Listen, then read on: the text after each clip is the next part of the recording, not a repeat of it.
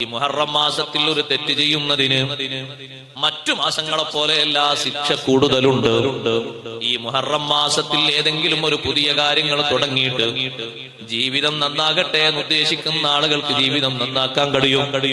ഞാൻ എന്റെ ജീവിതം ഒന്ന് നന്നാക്കട്ടെ, ഒന്ന് മാറട്ടെ, ഒരു പുതുവർഷം അല്ലാഹു എനിക്ക് തന്നല്ലോ എന്ന് കരുതിയിട്ട് നേരത്തെ നിർവഹിക്കാത്ത പതിവില്ലാത്ത പല കാര്യങ്ങളും തുടങ്ങാൻ നമുക്കൊരു ചാൻസാണ്. ഉമ്മമാരെ, പെങ്ങന്മാരെ, സഹോദരന്മാരെ, ജീവിതത്തിൽ മാറ്റങ്ങൾ വരുത്തണം. വിശുദ്ധ ഖുർആനുമായിട്ട് ബന്ധമില്ലാത്തവർ ബന്ധം സ്ഥാപിക്കണം.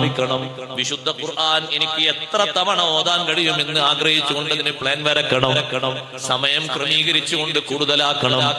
എന്നും ഒരു യാസീനിലും തബാറക്കയിലും തൂങ്ങി നിൽക്കുന്നവരാകരുത്. എന്നും ഒരു ഇദാവക്കായത്തി മാത്രം കൊണ്ട് മതിയാക്കുന്നവരാകരുത്. ഖുർആനുമായി നിരന്തര ബന്ധം പുലർത്തുന്നവരാകണം.